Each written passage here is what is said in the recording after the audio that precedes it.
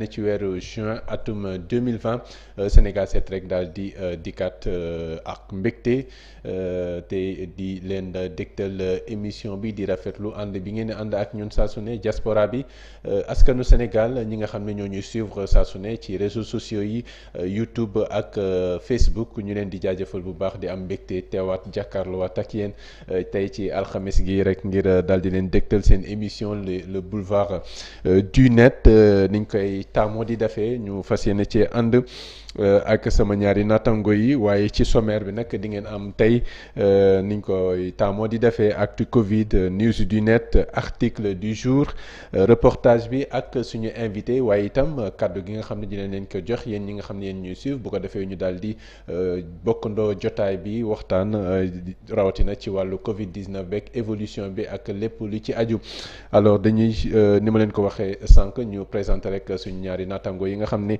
ñooy ànd ak ñun saa su ne Socé Ndiaye ñu ngi lay nuyu. fay naa la Abdou Khadre. alors yow yaay ànd ak ñun ci les articles du jour lan mooy nekk sommaire bi pour tey. waaw tey laas moom li mu njëkk a indi mooy li nga xamante ne mooy coowal suuf si. xam naa ne njombul yaa ngi koy dégg ak téléspectateurs yi gannaaw ba ñu leen nuyoo coowal suuf si daal fi mu toll nii moom laas na ne njiitu réew mi daal fi mu toll nii taxaw na nag pour daal dakkal li nga xamante ne moom moo di saax-saaxee bi ko nit ñi di saax-saaxee. ginnaaw laas ñu dem ci Vox Populi mi nga xamante ne moom dafa ñëwaat nag ci li nga xamante ne mooy mbirum Lamine Diack ak Pape Massata Diack ak maître Habib Cissé mi nga xamante ne moom démb lañ ko déglu def na ci gëstu bu yaatu boo xamante ne dinañu ko càmbar ñetteelu article bi ñu leen jukkil nekk ci Les Échos muy coow la am Senelec ndax foofee xam ngeen ne ginnaaw Akilee am na ci beneen coow boo xam ne daal ba moytul dina jib fan yi mu dox diggante Senelec ak Excelec te syndicat yi tàmbali cee àddu jeexale ko nag ak l'observateur mi nga xamante ne dafa indi lu bees ci mbiru Iba Thiam ndaw soosu léegi nga xam ne moom moo faatu woon bi couvre-feu bi tàmbale rek bu woon koy fàttaliku ci jëfandikoo bu mu jëfandikoo drogue ci soirée privée boo xamante ne ma nga amee woon ca Almadies mu mel ne am na lu bees ci dossier bi loolu incha allah dinañ ko faram-fàcce. jaajëf Socé Ndiaye kon dinañu ñëwaat ci diirëb jotaay bi daal di faram-fàccee loolee yëpp bu weesoo dinañu ànd ak Mouhamed Cissokho ci. news du net Mouhamed ñu ngi lay nuyu. waaw maa ngi lay nuyu Abdou Khadre. loo ñuy andil tey ci news du net ci sommaire bi. waaw sommaire news du net incha allah dinañ waxtaanee en ci bu gën a yaatu ci ponk bu yaatu dinañ waxtaanee caxat-caxate yi ñu nemmeeku ci littoral bi suuf yi nekkee ci littoral waaye dinañ waxtaanee caxat-caxate yi suuf yi nekk biir réew mi di nekkee. loolu mooy nekk ponk bu mag bi ñuy waxtaanee waaye dinañ waxtaanee rek fu ñuy daanelee benn ponk tàggat yaram di transfert Idrissa Gana Gueye mi nga xamante ne dañ doon wax ni dafa fi mu nekk di Paris Saint-Germain dañ ko bëgg a jaay beneen club te moom mu indi ci ay leeral démb ak suñuy naataango bu E-Media yooyu lañ nar a waxtaanee bu soobee yàlla. mu ngoog alors sans plus tarder bu loolu weesoo di ngeen am seen reportage du jour ñeel wàllu masque yi ak relâchement bi ñu nemmeeku ñu dem xooliwaat askan wi naka la ñuy doxalee ak masque yi ak respect bi waaye itam dinañu am invité bi mooy Mbagnick Diouf di président réseau des médias africains. pour la promotion de la santé et de l'environnement dinañ waxtaanee ci lu jëm ci gestion Covid 19 bi ak lépp lu ñeel wàllu communication bi nga xam ne coppi na coppeeku boobu nag dinañ leen ko wax léegi ci actu Covid gannaaw bàkk bi lay doon.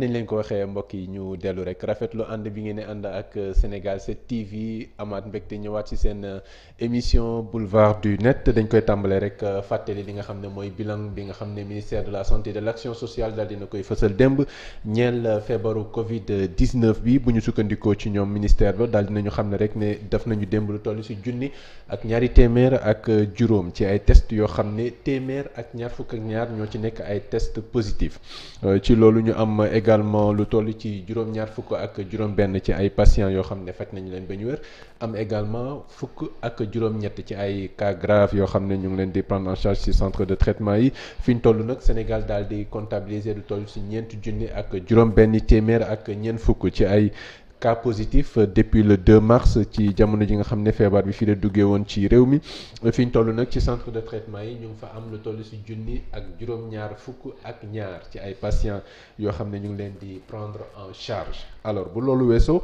lu ñeel wàllu information yi nga xam ne dañ leen koy dégtal saa su ne jamono ji nag Sénégal daal dina enregistré benn 55e décès muy juróom fukk ak juróomeelu décès bi nga xam ne am nañ ko fii ci réewum Sénégal bu loolu weesoo maa ngi leen doon wax sànq ci coppite yi nga xam ne am na ci wàllu jokkalante bi ci ministère de la santé et de l'action sociale maanaam wàllu communication bi daal nañu faral di rek janook askan wi bu 10 heures jotee waaye loolu à partir de maintenant dafay changer dañuy rek daal di jox envoyer ay communiqué ci rédaction yi bu ko defee ñoom à leur tour ñu daal di koy publier daal di koy fësal ngir askan wi.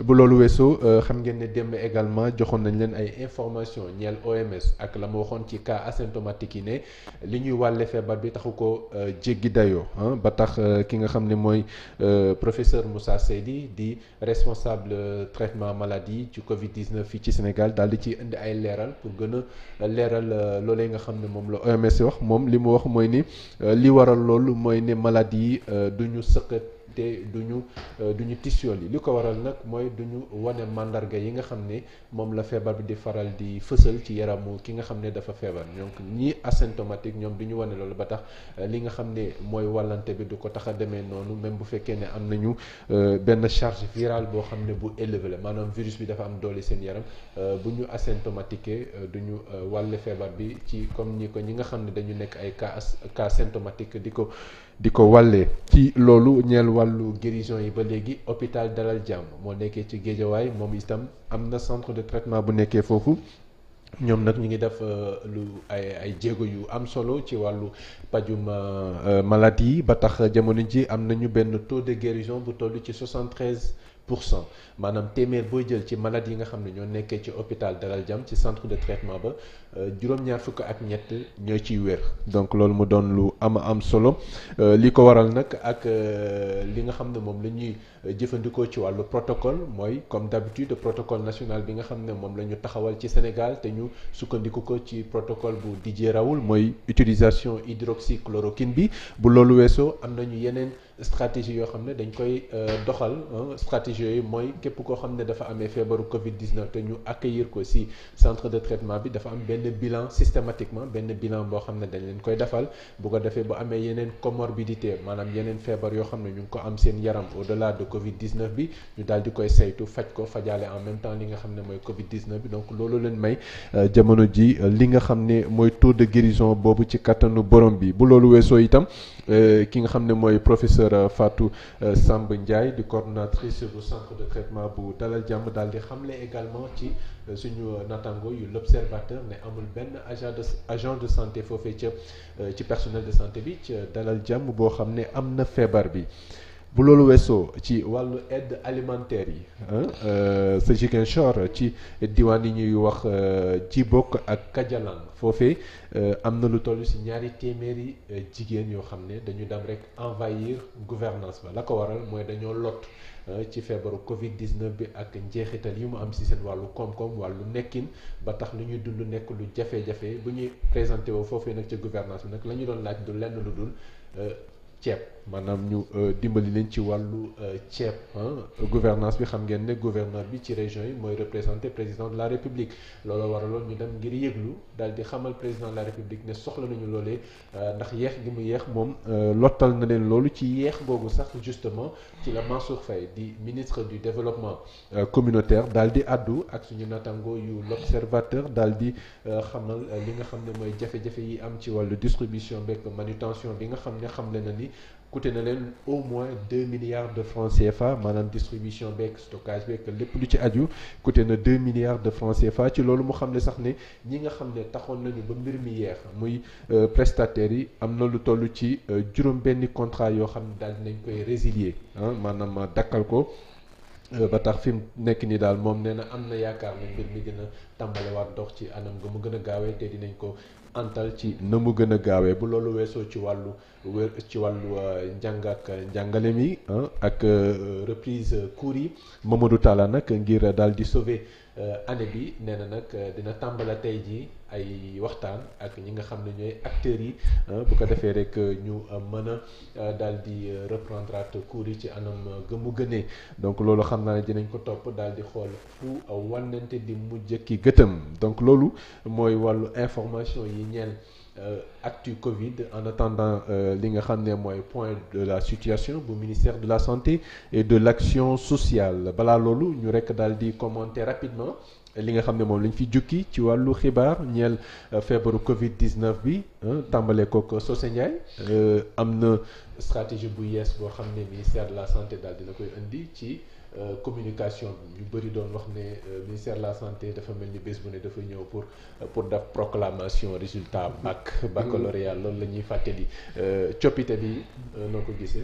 lu baax la mais nga may ma mu nuyuwaat mbokku téléspectateurs yi ñuy seetaan loolu lu baax la ndax boo ko seetloo mbir yi dafa demoon ba à chaque fois bu ñu ñëwee pratiquement la même chose la ñuy wax.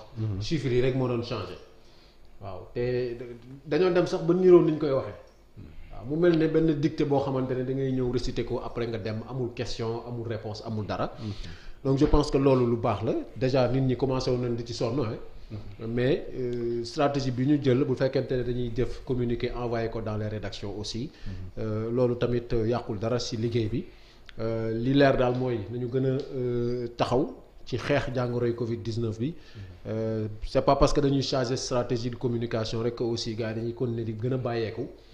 dañuy garder en tête toujours que jàngoro ji mi ngi fi ba léegi que la forme soit changée ou pas nañu bàyyi xel loolu te continuer ci liggéey bi te aussi presse bi di gën a creuser. je pense que dinañu ko aborder ak suñu invité bi tey. c'est ça mooy rôle bi nga xamante ne médias yi war nañ ko jouer ci xeexu Covid 19 bi. tout à fait parfait alors Cissokho coppite bi ci wàllu communication bi Sénégalais yi doon nañ ko demoon nañ ba lotti ci xam naa ne peut-être dinañ ci am nuñ ci rafetlu au-delà de gestion optimale bi nga xam ne war nañ koo def ci crise bi de manière générale. waaw comme gis nañ ni. dégg nañ ñi doon wax ni il faut ñu changer. changer nañ c'est bien léegi nag il faut pas ñu changer pour changer.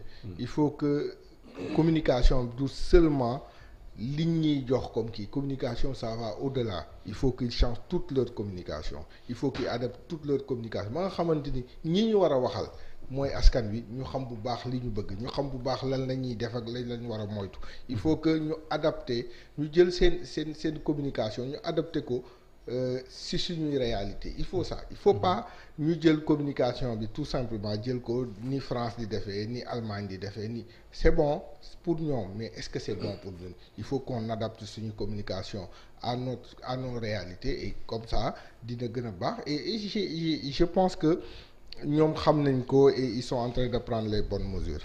donc je pense que bu fekkoon ne peut-être sax ni ko France yi dafee wala Canada wala yeneen réew yi parce que ñoom dañuy privilégier interactivité bi nga xam ne day am entre taskatu xabaar ak ñi nga xam ne ñooy autorités sanitaires yi je pense que Sénégal li nga xam ne mooy communication bi dafa nekk loo xam ne dafa jaxasoo au lieu mu nekk lu uniforme bu ñu jëlee wàllu spécialiste yi kenn day wax fi par exemple bu ñu jëlee wàllu ni ñuy moytoo feebar bi am na ñoo xam ne nee nañ masque bi c'est pas tellement lu ñu war a privilégier alors que effectivement masque bi dina am lu bëri lu mu baaree ci feebar bi ndax bu ñu fàttee fii virus bi du duggee defe naa ne du ñëw. je pense que man communication bu ñu war a def comme ni ko Cissokho waxee. mooy nañ ko gën a renforcer ci mesure barrière yi. c'est ça.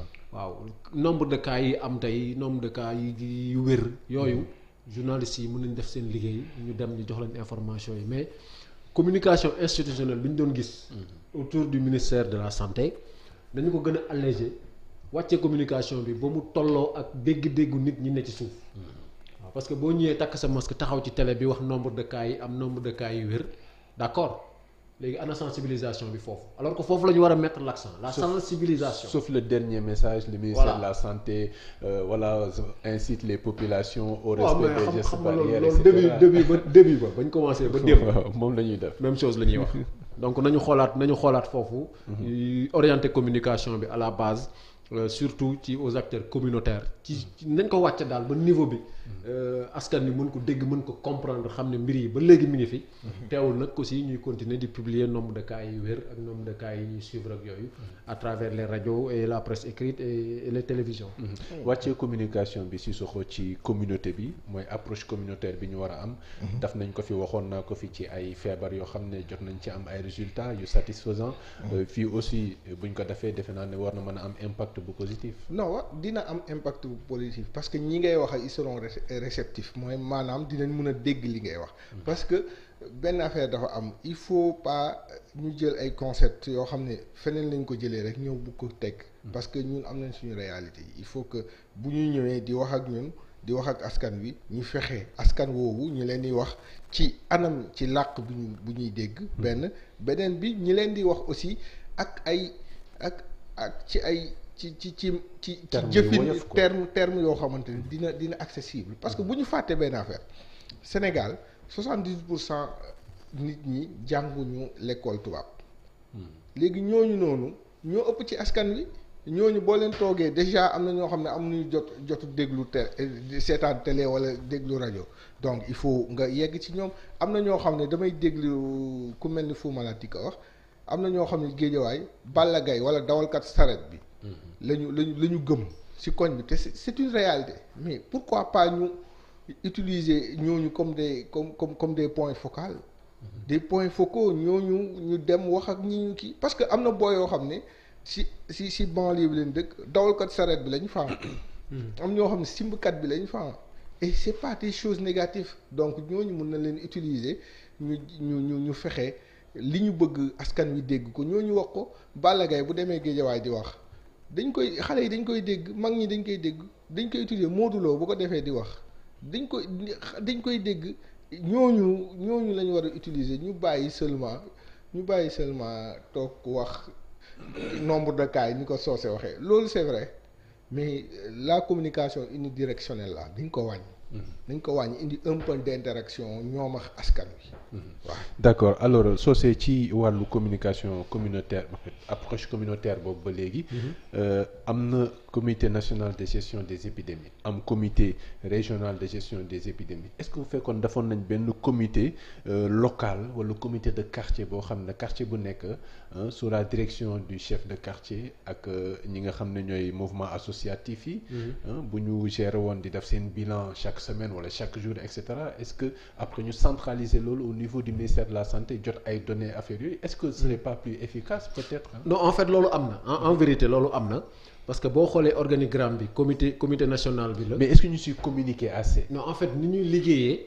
peut-être mën nañ ko remettre en cause. c'est ça mais côté organigramme ils sont très bien organisés. comité régional la wàcc ñëw comité départemental. tout à fait comité communal comité. ils ont même à Gossas par exemple nga xam ne fa laa dëkk. maîtriser naa foofu situation bi fa loolu laa mën a wax. préfet bi dafa def une réunion convoqué ñi bokk ci comité bi ñëpp. il a instruit même chef de quartier yi que chef de quartier bu nekk installer un comité local. comité de quartier. c'est ça maintenant nag xam nga loolu mooy li ñuy gis ak li ñuy dégg. mais en vérité le travail de terrain bi ñu war a def xëy na foofu mën naa sooxe te bu ñuy wax approche communautaire moom mënoo cee génne. action sur le terrain voilà des actions communautaires des actions sur le terrain avec la communauté parce que mënuloo toog fii Dakar di xalaatal ay stratégie de communication benn àll boo xam ne xamuloo comme ni mu ko waxee les réalités te fii dama seetlu ne ñaari langue rek la ñuy faral di privilégier muy français wolof alors que Sénégal am na ñeneen ñoo xamante ne ñu ngi dégguñu français dégguñu wolof donc foofu aussi je pense que bu ñu appuyer woon ci les organes de presse communautaires surtout les radios communautaires nga xamante ne ñoom dañuy wax langue yu bëri je pense que foofu mënoon na au moins apporter quelque chose à la sensibilisation mais tant que ñu ngi resté ci côté institutionnel bi avec les médias d'État wala boog structures yu mag yi ne ci kaw aussi ci suuf mën na voilà ministère de la santé ñu daal di teewlu dellu si waat. Communiqué numéro 102 sur l'évolution de la pandémie Covid-19 au Sénégal. Ce jeudi 11 juin 2020, le ministère de la Santé et de l'Action sociale a reçu les résultats des examens virologiques ci-après. Sur 1164 tests réalisés, 119 sont revenus positifs, soit un taux de positivité de 10,2%. Les cas positifs sont répartis comme suit. 102 cas contacts suivis par nos services, 17 cas issus de la transmission communautaire, répartis entre Plateau 2, Maristes 1, Golfe Sud 1, Wakhinane 1, Hann 1, Diamniadio 1, Grand Yoff 2, Parcelles Assainies 1, Xaar Yàlla 1, Fass Mbao 1, Hann Maristes 1, HLM Nimzat 1, Kaolack 1, Richard Toll 1 et Touba 1. 109 patients hospitalisés ont été contrôlés négatifs et déclarés guéris. 20 cas graves sont pris en charge dans les services de réanimation. L'état des autres patients hospitalisés est stable. À ce jour, 4 759 cas ont été déclarés positifs, dont 2 994 guéris, 55 décédés et donc 1 709 sous traitement. Le ministère de la Santé et de l'Action sociale exerce les populations à respecter au sein de nos communautés les mesures de prévention collective et individuelle. ci bésu tey bi asalaamaaleykum askan wi alxames fukki fan ak benn ci weeru juin jot nañu résultat yi ci mbas mi ñu wax Covid-19 fii ci Sénégal ci junni ak téeméer ak juróom-benn fukk ak ñeent test yi nga xamante ne def nañ ko téeméer ak fukk ak juróom-ñeent dellu si nañu ànd ak doomu jàngoro ji ci yooyu téeméer ak ñaar ñoom ñoo nga xam ne cas contact la moom la suñu bërëbu liggéeykaay yi di topp te di ko saytu am na ci fukk ak juróom-ñaar yoo xam ne cas communautaire la ñoom nag ñu ngi leen di topp tey ci diwaan yi Plateau am na ñaar Maristes am na benn Golfe Sud am na benn Wakhinane am na benn Hann am na benn Diamniadio am na benn Grand Yoff am na ñaar Parcelles Assainies am na benn Xaar Yàlla am na benn Fass Mbao am na benn Hann Maristes am na benn HLM Nimzat am na benn yooyu yëpp nag fii ci Ndakaaru Kaolack am na benn Richard Toll am na benn Touba am na benn jël nañu tey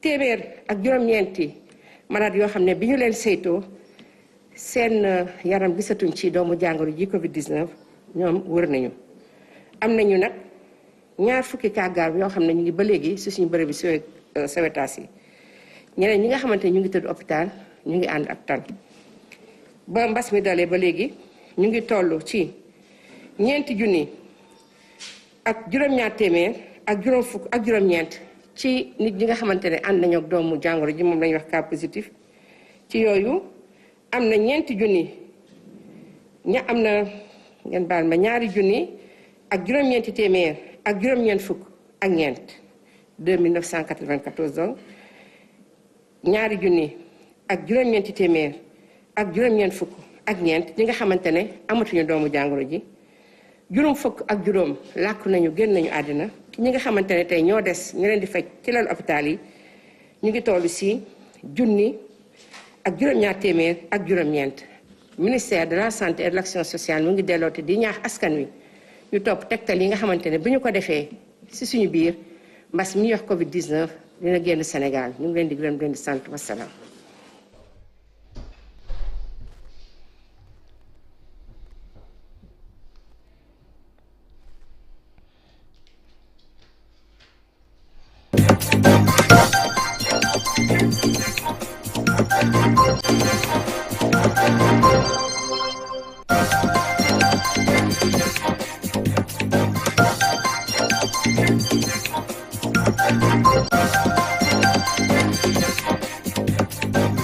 kii mu nekkoon communiqué bu ministère de la santé et de l'action sociale directrice de la santé publique di docteur Marie Khemesse Ngom Ndiaye daal di koy dégtal askan wi bilan bi nag mu ngi tëddee nii am nañu lu toll ci junni ak téeméer ak juróom benn fukk ak ñeent ci ay cas yoo xam ne ci ay test yoo xam ne def nañu ko ci test yooyu ñu am téeméer ak fukk ak juróom-ñeent ci ay cas positifs muy 119 cas positifs buñ ko xayma ci taux de positivité dafay toll ci téeméer boo jël fukk yu toftalu ñaar muy 10,2% de taux de positivité bu loolu weesoo ci 119 yi ñu am téeméer ak ñaar ci ay cas contact muy 102 cas contact ak 17 cas communautaires fukk ak juróom-ñaari cas communautaires yoo xam ne ñu ngi gis ñaar ci Plateau ñu gis ci Maristes Golfe Sud Parcelles Assainies Fass Mbao Kaolack Wakhinane Nimzatt Touba Diamniadio Grand Yoff Xaar Yàlla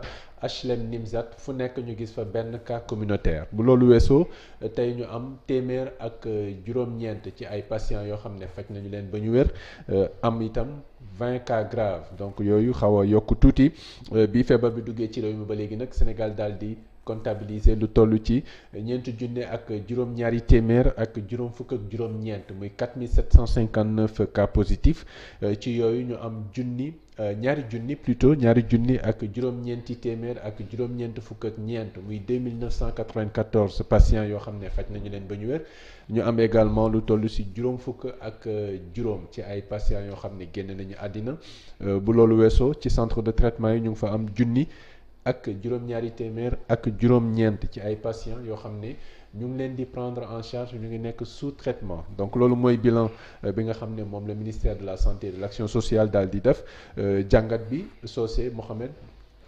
waaw bon mooy li ñu doon wax rek boo xoolee avant ñuy egsi li ci changé rek mooy chiffres yi. chiffres yi rek moo ci changé donc forme de communication la boo xam ne daal vraiment war nañ ko mën a changer. Et puis bu ñu ko changer aussi ñu mettre l'accent sur la sensibilisation parce que fond force Covid-19 bi ça doit servir à ça en fait. C'est ça. Nañu dem signer des conventions avec les médias communautaires yi nekk à la base.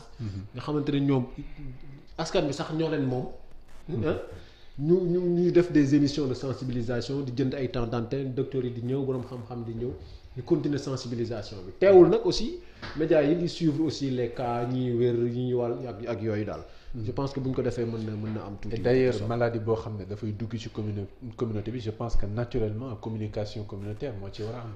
non mooy rajo communautaire yi et cetera et cetera. waaw ba pare ñu am cas bu ñu tuddee cas communautaire. waaw donc xam nga man fu ma déggee cas communautaire damay tiit. parce que cas communautaire moom fu mu am jàppal ne am na un potentiel malade boo xamante ne mi ngi traîner foofu dans la zone. parce que ki ko am xamul fu mu ko jëlee te wóoru ko ndax wàll na ko keneen. donc loolu moom mooy danger bi. c'est ça Mohamed luñ ci mën a wax bilan bi. bilan bi comme démb rek ça confirme le plateau annoncé par le professeur Seydi. loolu la bilan bi di annoncé. bon maintenant man dama gis ni y a eu 20 cas graves. yu nekk en réanimation maanaam bu ñu ko doon tënk mooy juróom ñaar fukki nit yoo xam ne ñi ngi nekk Sowétas. noonu la ko suñu maam yi doon waxee Sowétas donc ñu bàyyi ci loolu xel. ñaar fukki nit nekk Sowétas musuñu fa toll ñi ngi soog a toll foofu. kon nañ ko am benn yoon kese benn yoon lañ koy am. c'est pas fréquent quand même. c'est pas fréquent kon nañ ci bàyyi xel surtout que démb gis nañ am na ñetti cas de décès. démb ci ngoon ci bëccëg bi am na ñaar ci guddi gi ñu am benn mu nekk ñetti ñu nekk 55 morts. donc nañ bàyyi yooyu xel. accentuer wu encore une fois sur la sensibilisation. foofu loolu mooy deal bi ni ko xale yi di waxee. loolu mooy deal bi ñu accentuer sur la communication communautaire. waaw ndax cas bi ñu gën a ragal ci pandémie bi xam nga lan la. cas communautaire. donc il faut parler à la communauté. nañu wax ak askan bi directement.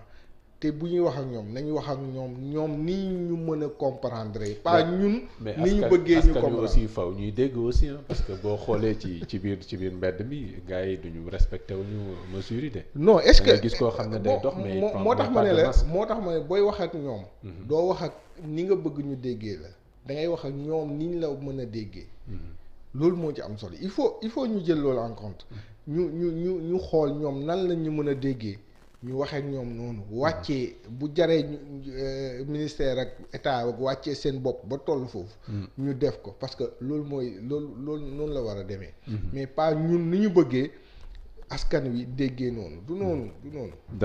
d'accord donc mi ngi noonu mbokk yi xam naa ni yéen aussi di ngeen am loolu lañ ci mën a wax gannaaw suñu ñaari rubrique yi nga xam ne dinañ leen ko dégtal muy news du net ak les articles du jour bu ko defee ngeen mën a woote au 77 883 41 83 bu ko defee yéen aussi ngeen joxe seen position parce que ci ngeen bokk te am na ay yeneen surprise ay yeneen rubrique yoo xam ne dinañ leen ko jagleel Sénégal 7 mu ngi ciy réfléchir bu ko defee li ñuy def yëpp ñu bokk ko ak yéen ngeen nekk de vrais acteurs yoo xam ne da ngeen di contribuer ci liggéey bi nga xam ne Sénégal 7 daf koy def bu ko defee rek ngeen gën a yëg seen bopp ci lii Sénégal 7 di doxal donc dañuy dem rek marquer benn petite pause de temps de mettre jingle bi pour News du Net ak Mohamed Sissoko.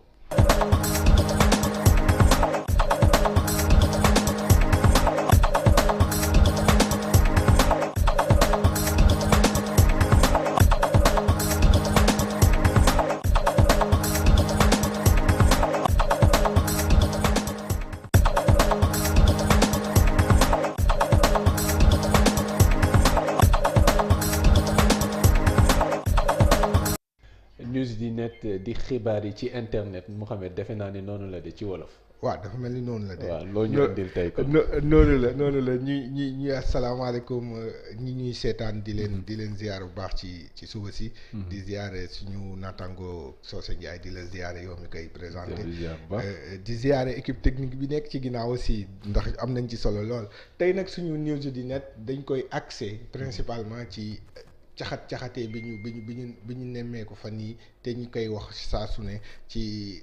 littoral bi ak aussi ci terre yi en général suuf si nga xam ne askan wee ko moom buñ ciy njëkkee mooy ponk bu njëkk buñ ci waxee mooy bu njëkk ñuy wax mooy le président de la république mooy njiitu réew mi Macky Sall démb ci conseil des ministres dafa fëgg ci table bi ne caaxaan yi amoon ci yooyu dañ ko war a dakkal.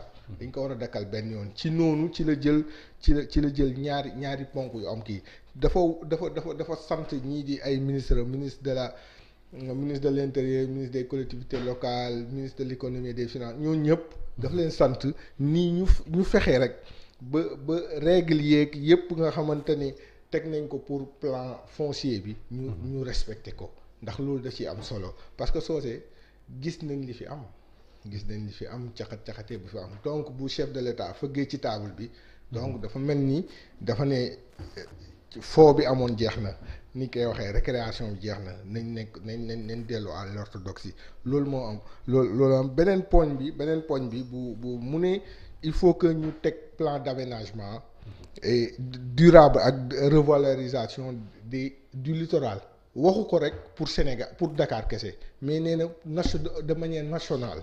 mais Mohamed Balma pourtant yooyu noonu yëpp am na mais il faut dire qu'en réalité gars yi ko war a doxal consolider politique yu extraordinaire yooyu parce qu'il faut le dire on a de très bonnes stratégies. mais ñi nga xam ne ñoom la ñuy teg ngir ñu mën a doxal mbir mi daal di taxaweel askan wi ngir doxal ko normalement. loolooy xaw a kii loolooy muur en réalité politique yu baax yi nga xam ne. dañ koy am nañ politique yu baax ni nga ko waxee am nañ politique yu baax lii nii yi fi président wax du fi lu bees.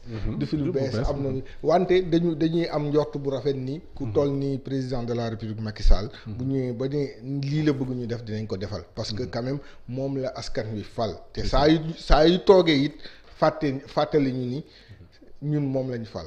dinañ koy fàttali kon donc xam nañ ni bu fëggee ci table espérons ñu ngi yaakaar am njort bu rafet ni dinañ ko def lu tax sax ñuy xaw a am njort bu rafet mooy démb dañu seetlu ni même avant conseil des ministres waa DSCOS dañu dem Mamel arrêté liggéey yi fa nekk def fa désencombrement te loolu nekk na point boo xamante ne dinañ ci mun a am jàpp yaakaar. dinañ ci mën a jàpp yaakaar mais Assane Seye mu ngi poser question foofu de. ne bu ñu déguerpir Mamel ci li wër Mamel. est-ce que dinañ littoral bi waaw. ndax nañ fa dem pour dindi ko aussi. waaw xam nga littoral bi problème littoral bi mooy problème accès à la mer des populations. mooy askan wi yegg ci kii bi xam nga lépp rek askan wee ko moom. bu ñu demee ba dem géej nar a nekk jafe-jafe pour askan wi day ndiru leneen problème littoral bi loolu la. lépp rek mooy askan wi jege ñun ba ñu nekkee xale fii di jàngi CM.E dañ daan dem piscine fële Mermoz foofu lañ daan sangu jee mais est-ce que mënati nañ ko xale yi amoon suñu at jamono jooju est-ce que mënati nañ ko loolu mooy problème bi c'est ça te loolu la ñu bëri le maire Barthélémy Dias di kaas parce que moom bàyyeegul. Barthélémy Dias bàyyeegul démb yaa àndoon ak moom. je pense que tey sax nee na dina ak maître Ciré Clédor. voilà tey parce que moom laa doon wax ni nee na day déposer plainte. day porter plainte parce que moom. jàpp na ni ñooñu li ñu fa def état bi lañ ko permettre. état bi moo leen permettre loolu moo tax moom gannaaw sax ba mu annoncé moom waat na ni. ñii fa def seen i tabax yooyu dinañ fa jógee. c'est ça donc li ngeen di gis ci image bi mooy par rapport à la première décision il s'agit en effet de plainte bi nga xam ne da koy déposer. plainte bi nee na avocat am. tey dina déposer plainte contre ñi occuper illégalement le littoral bi. waaye tamit moom man li ma ci kii moom dafa waat ni ñooñu. ni ñu fa nekkee c'est illégal te dinañ fa jógee. loolu la wax te ci xeex boobu wéetutu ci. au départ moom kese la woon. démb gis nañ doomu ndeyam. te ñu doon leen gis ci xeex pour Khalifa Sall ñoom ñaar. c'est-à-dire que quand l'intérêt de toute la population bu taxawee. gis nañ aussi ku mel ni Guy Marius Sagna ñu ràññee ko ci tous les combats dans tous les combats mu ngi ci. Cheikh Omar Sy député mu wax démb lu am solo nee na littoral bi ñii ñoo ko te moom bu ñu fàtte ni ci famille religieuse la bokk ci famille Cheikh Omar Foutiyou Tall la bokk waaye teewul mu jël son courage à deux mains. mu ne littoral bi magistrats yi ñoo fa nekk généraux yi ak sëriñ si. et les anciens fonctionnaires. waaw anciens ministres yeeg ñoo fa nekk. et des Nations Unies c'est que les anciens fonctionnaires xam nga loolu sax neex na wax waaye li mu wax te ñu bëri di ko ragal a wax mooy sëriñ si. te moom ci la bokk te wax na ko. tout à fait te wax na ko. mu ñëw appuyer Barthélémy Diaz mu nekk la nga xamante ni. lu am solo la beneen point bi mooy spoliation terre bi mooy terre yi ñuy caxat-caxatee di yamul rek Sénégal démb ñii di waa Y'en a marre dañu def point de presse pour attaquer gestion Covid bi mais ci biir waxtaan wi ki nekkoon seen coordonnateur di Fadel Barro dafa wax benn point bu am solo ci li xew à l'intérieur du pays xam naa bu vidéo bi yembee rek au niveau de la technique ñu déglu ko ñëwaat. Sénégalais yi dañ commencé sax di relâché mel ni feebar bi amu fi wala leneen dolli ci nag jamono ji nga xam ne sénégalais yi seen xel mi ak seen fit yëpp dem na ndax feebar bi nan la ñuy def ba mucc ci ñoom ñu ne di xool di wax ay waxu suuf dégg ngeen suñu suuf si ci littoral bi gis ngeen suuf si boo demee ci littoral bi fii ci biir Dakar ña ngi koy caxat-caxatee waaye boo demee ci biir réew mi li ñu dul wax gis nga ci boo demee fële ci Saloum dëkk bu mel ni ñu ngay wooyee boo demee tey jii fu mel ni Djilor di nga gis ne maire ba dafa sax dañ ko accuser ne dafa modifier PV wu conseil municipal bi pour jox boppam 21 hectares boo duggee tuuti ci biir ñombaato bi nga dem dëkk bu mel ni Bangaleer dañu fa dagg ay hectares yi hectares foo xam ne jigéen ñi fa lañ doon dem di fa jëlee yoxos di fa jëlee xooru pañ di fa jëlee lañ dundee ñu jël ko jox ko aussi benn tubaab moom mu jël ko collecté ko ñoom amatuñ fu ñu demee jëlatee seen yoxos dana woon daf fay dana leen defal hôpital defu ca dara dana leen defal boo demee kawoon ca Kaolack waxuma sax ne ndox may sañ rek di sànni ci géej gi xale ya doon foye waaye caxat-caxat nañ ko boo demee tuuti côté Salin suuf àll bi nga xam ne moom la moo daan sowe ba nga xam ne xorom si du dugg ci suuf si nit ñi mën caa bay ña ngi koy caxat-caxatee di ko jox ay Salin di ko séddoo boo demee booru Njaafat boo demee fële ci nord bi côté Ronk wala nga dem Njiit pareil Dakar sax li ñu fi gis ci problème littoral bi ce n'est que la partie visible de l'iceberg moo feeñ rek waaye boo demee ci gox-goxaat yi maire yi ñi ngi lëkkaloo ak préfecture yi commune administration territoriale bi di caxat-caxatee suuf yi ak complicité yenn magistrature yi ak complicité wu ñenn ci waa impôt et domaine yi ña ngay caxat-caxatee suuf si ci jamono jooju nga xam ne sénégalais ña nga tiit di xool feebar bi nañ ciy muccee ña ngay dem di xool nan la ñuy fexee ba buñ falee nit ñoom comme ça bu ñu fayee Aminata Tall bu ñu falee Aminata Tall conseil économique social environnemental ba fa jógee nan la ñuy fexe ba jox ko mu am lu mu téye loolu.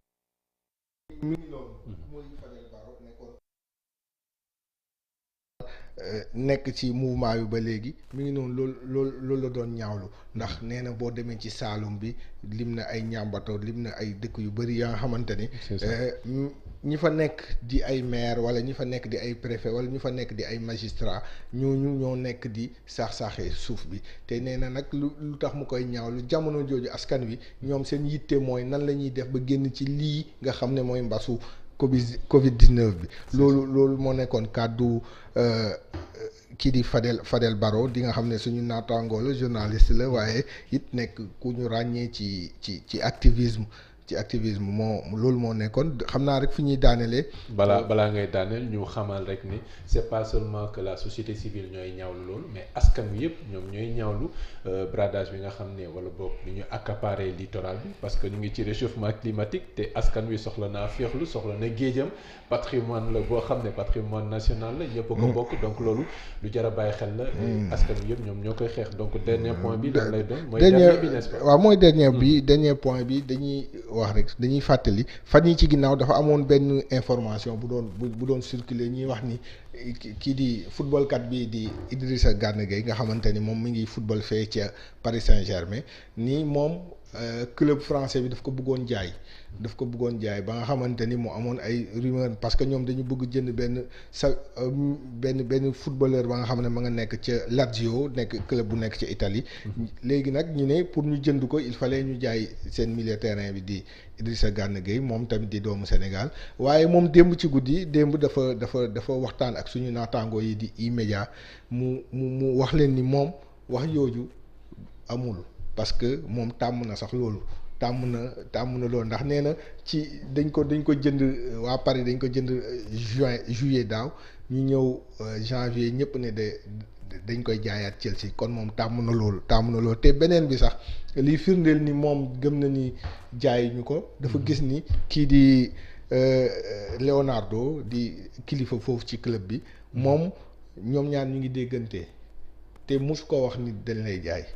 donc bu nekkee ki moom coow li waxu ci moom gëm nañ ni du rumeur yi gars yi di wax moo waral ñu war ko jaay moom mi ngi concentré wu mi ngi ci clubam mi ngi liggéeyam. d'accord donc loolu moo nekkoon loolu moo nekkoon li jóge ci net bi. ci news di net xam naa ne poñ bu njëkk bi nga faram-fàccee lu important la lu ñu war a suivre la xam naa ne Sénégal set ci wàllam dina ko topp. fa muy mujj ndax lépp ci moomeele askan bi lay mujj ndax askan wi ñoo ko moom. donc loolu ñu bàyyi ci xel bu baax. daal di wëyal ci beneen rubrique muy les articles du jour ak Socé Ndiaye gannaaw bàkk bi.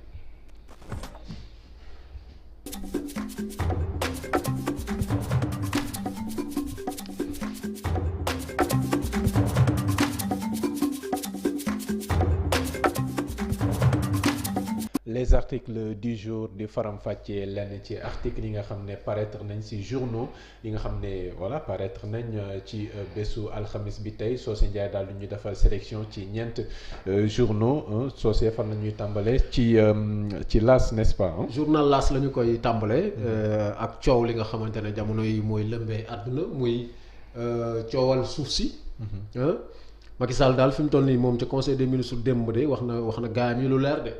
waaw ne leen daal fi mu toll nii mbir yi faaw mu dakk moom bu doon ab école la moom daanaka daal bu doon ay ndongo daara la yu ne ci récréation dañuy siffler mu jeex. waaw fi mu toll nii de xaw ma nag ndax dinañ dégg sifflet bi wala déet waaye daal fi mu toll nii président bi daal ci li nga xamante ne mooy article bii ñu jukki mu nekk ci L'As te suñu naataango bi di Seydina Bilal Diallo bind ko nee na Macky nag fi mu toll nii taxaw na temm ci tànku dakkal lépp loo xamante ne moo aju ci caxat-caxatee ci wàllu suuf. waaw wax na nag sàkku na ci jëwriñam yépp ñi nga xamante ne ñoom ñooy yëngatu ci wàllu suuf ak li ko wër. ñu daal fexe ba teg benn plan boo xamante ne plan global d'aménagement durable et de valorisation littoral national bi. la ko tuddee. maanaam ci réew mi yëpp réew mi yëpp littoral bi yëpp ci réew mi waaw li motivé décision bi nag ci li article bi wax mooy président de la république dafa yàgg dégg coow li. bu yàgg naa dégg coow li te wax dëgg yàlla mu jël responsabilité am aussi wax nag ne daal ñi nga xamante ne ñoom ñooy jëwriñ ñi yor loolu nañu ci taxaw ci daal dakkal la nga loolu nga xamante ne mooy saax-saaxee suuf si bi sa waay wax la Socé foog xam j'ai l'habitude di sànni xeer suñu njiitu réew mais est-ce que dafa war a toll nekk rek ci di dégg rek parce que il doit pas être au fait de ce qui se passe tous les jours dans le pays il est la personnalité la mieux informée. waaw non moom information yi am sax man mii daa wax ak yow amuñu ko moom kay xanaa kay da di bu doon mën naa wàccal boppam yor caravage bi di dóoral boppam xam naa ne dina dóor lu bare ci gaam yooyu waaw gaam yi ko jege waaw xam naa ne moom bu xefee ci ñoom la njëkkee waaw parce que dossier bi aussi bu ñu xoolee sànq laa jot benn notification ñu ni Mame Boye Diao offre xaw ma ñaata à un ministre 5000 mètres xamuñu ndax dëgg la wala du dëgg mais si c'est vrai loolu aussi vraiment c'est des actes yoo xamante ne dañu ko war a dénoncer. Parce que lu mel nii tey mën na tax keneen sukkandiku ci def lu raw loolu. donc lii bu fekkente ne président bi dafa taxaw rek ci tànku xeex ko moom na ci jóg léegi. te woo d'abord gaayam yi wax ak ñoom lu leer. bu ko defee ñeneen ñi au moins mën a ragal tuuti. donc loolu détaillé nañ ko ci article bi nga xamante ne moo di article Seydina Bilal Diallo bi nekk ci L'As. ñaareel bi nag mooy Vox Populi. xam nga ne avocat ki nga xam ne mooy maître Habib Cissé ci ñiy àtte ci mbiru Lamine Diack bi ci la bokk. moom déglu nañu ko démb waaye moom wedd na mbir yi de. waaw weddi na ko de nee na daal fi mu doon nii li ñu koy tuumal daal. dafu ci dara de ndax moom nee na nekkuloon conseiller Lamine Diack mais conseiller IAAF la woon. waaw loolu la wax. waaw biñ ko laajee nag ci SMS yi dox digganteem ak Pape Massata Diack ci wàllu xaalis loolu nag xawoon na ko gêné lool donc article bi retracé na daal déglu bi nga xamante ne déglu nañu ko démb moom mi nga xamante ne moom moo di maître Habib Cissé nekkoon ancien avocat I2AF te mu bokk ci ñi nga xamante ne ñoom la ñuy déglu ñoom la ñuy àtte sax ci dossier Lamine Diack bi donc Vox Populi def ci article bu yaatoo boo xamante ne daal dikk na ci déglu bi lañ ko laaj ak lam ca tontu yépp bu ngeen demee ci Vox Populi tey bi incha allah da ngeen ko fa fekk. c'est ça. ñetteel bi moo nekk Les Échos xam nga waxoon naa la fi démb nee naa la Senelec. Senelec Akilee. kër gu nar a bari coow ngo Senelec gis nga bu weesoo contrat Senelec Akilee bii. syndicat yi nee nañ contrat bi dox diggante Senelec ak Excelec. moo gën a doy waar contrat Senelec Akilee. mooy bi ñu fi doon wax démb. bi ñu doon wax démb rek moom la journal bi bind nii suñu naataangoo bi di Moussa Ciss moo ko bind. Excelec moom li journal bi bind moom wax dëgg yàlla dafa doy waar ndax xam nga Excelec entreprise la boo xamante ne nii moom dafa amoon contrat ak Senelec pour di installer ay poteaux ci àll bi. am na nag contrat bu doy waar boo xamante ne doxoon na diggam ak Senelec ci li journal bi bind waaye poteaux yooyu ñu commandé woon de. mooy poteau électrique yi ñuy gis ci mbedd yeeg yooyu. waaw poteaux yi day nee nañ day amul benn poteau buñ ci livré. te milliards yu bari lañ ci def lu doy waar Senelec moom xam naa ne journal bi daal nee na Senelec jënd na juróomi milliards yoo xamante ne nii pour bokk déjà ci capitalu Excelec juróomi milliards. Excelec nekkoon Mina distribution noonu la njëkkoon a tudd balaa muy tudd Excelec te contrat bi ñu koy signé c'était pour que ñu livrer ay poteaux waaye poteaux yooyu li ba fii ñuy wax ak yow. nee gisuñu ko. poto yi dañ koy faral di gis ci terrain yi de ñu samp ko kan. waaw loolu moom poto du ñàkk xam nga poto yooyu en général bu njëkk kii la doon nu mu tuddati. bant la doon. waaw léegi nag ay poto en béton la gars yi di samp. parce que bant yi en général dina max yi ak max yi gën a gudd yi maanaam. moo gën a gudd. dañuy am escalier yi da doon max yi day doon daal. léegi nag moo tax ñu dindi poto bant yi def léegi ay poto béton. c'est ça. waaye daal li doy waar mooy juróomi milliards yi Senelec génne pour dugg ci capitalu Excelec boo xamante ne dañu ne woon filialu Senelec la waaye bu ñu demee ba ci biir tamit leneen la ñu gis donc réception fictive de 23 855 poteaux en béton loolu dafa doy waar. donc loolu doy waar la article bi baa ngi ci Les Échos mbokk yi bu ngeen demee di ngeen ko fa fekk fi ñuy jeexale nag mooy.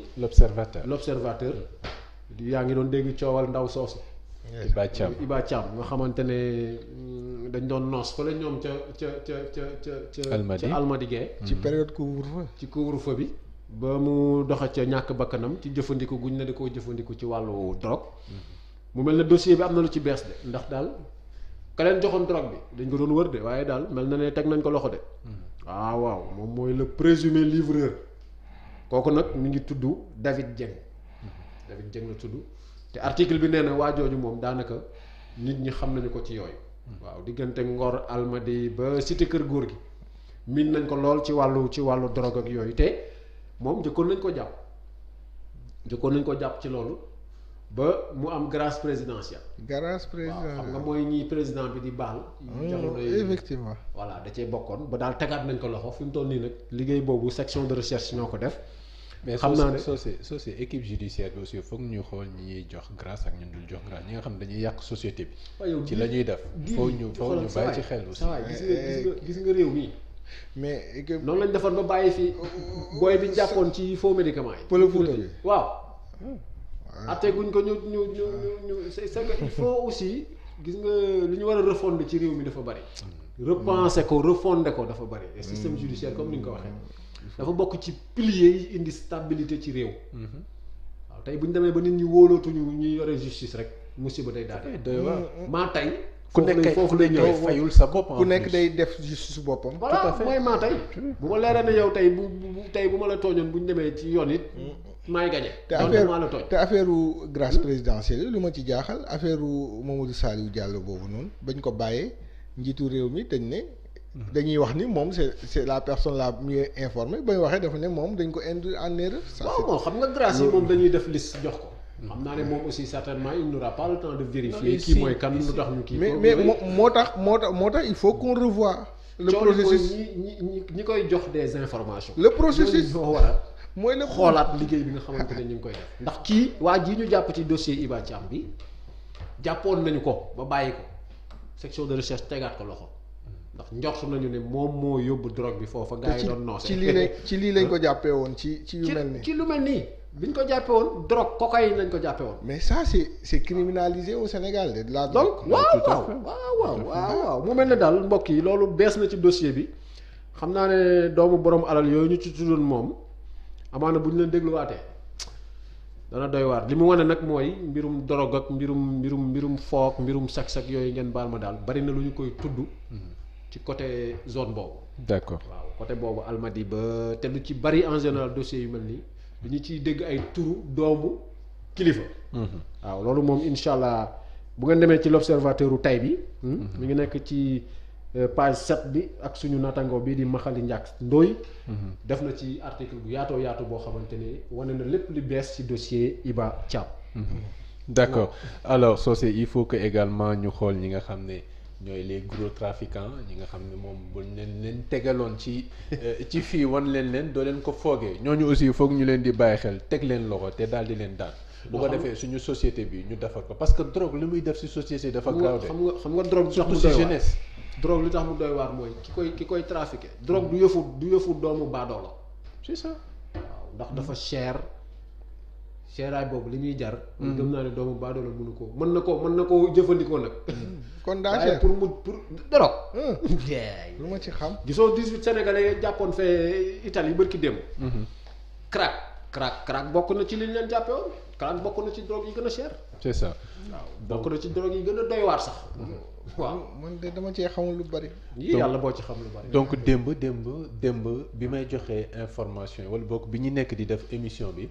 am na benn waay bu defoon benn commentaire ñu ngi gis commentaire yi également am na ñoo xam ne ñu ngi suggérer à ce que ñu am beaucoup plus de temps ci émission bi lay sàmbuj ñeneen ñi nga xam ne également ñu ngi suivre ci YouTube bi ak Facebook bi ñu ngi rafetlu seen teewaay di rafetlu également li ñuy suivre ñu ngi dafa ay proposition Sénégal certainement très certainement dañ ciy bàyyi xel xool naka la ñuy adapter seen proposition si li nga xam ne moom la ñuy def ndax li ñuy def aussi yéen ci ngeen bokk te itam ni ma leen ko waxee sànq Sénégal 7 dina réfléchir ci ay yenn concept yoo xam ne yéen ñi suivre rawatina diaspora bi ak askanu Sénégal yëpp di ngeen ci am wàll bokk ci émission bi véritablement bu ko defee rek ñu àndandoo rek di ko doxalandoo ensemble donc ñu ngi leen di jaajëfal bu baax donc waa ji nga xam ne moo defoon commentaire bi démb doon wax ne am na benn solution benn remède ci Covid bi mu ngi tudd El Hadji Amadou Faye moom mu ngi nekkee ci diwaan bu France ba ñu paree émission bi démb jot naa ko woo jokkoo nañu ci wàllu remède boobu defe naa ne moo nekk ci ligne bi parce que ñu ngi doon wax ni ci contexte bi ñu toll nii proposition yi citoyens yi di def jar na di bàyyi xel ñu évaluer un peu li nga xam ne moom la ñu teg sur la table ñu jéem a xool ndax mën na am impact ou pas parce que xamuñu fu solution di jógee donc moom dañ koy jël mu ngi ci ligne bi salaamaaleykum El Hadji Amadou Faye waaw ñu ngi leen nuyu man la ñu ngi leen di fay di nuyu mbokku sénégalais yëpp yéen ñi nekk ci plateau bi ak kilifa yi ak sama woy yi may dégg ne Sénégal ñu ngi leen di nuyu. d'accord alors démb ni ñu jokkoo ak yow démb ñu lire sa benn commentaire ci benn remède booy wax ne am nga ko ci Covid 19 bi est-ce que mën nga ñu wax ci remède boobu loo ñu ci mën a wax actuellement.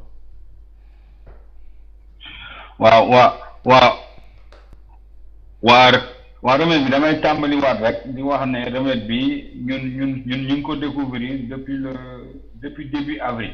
bi mbas bi amee. man mooy comme li may njëkk a waxaat rek. du ma médecin du ma chercheur du ma biologiste xeetu fajkat yooyu yëpp du ma ci benn. du ma sëriñ yi tamit du ma maanaam liggéey ci wax xalaat maanaam du ma sëriñ buy woote. feebar bi daf ma dal man ndax sama soxna tubaab la ci hôpital yi fii lay liggéeyee bi virus bi amee dafa nekkoon ci service boo xam ne dafa amoon service Covid yàlla dogal moom moo ma wàll virus bi.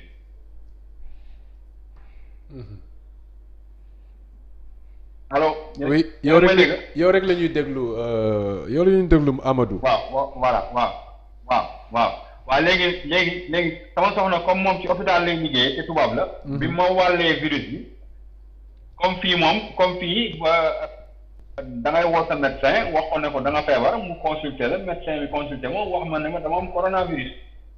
ne ma comme léegi coronavirus bi système inflammatoire yi maanaam lay jàpp.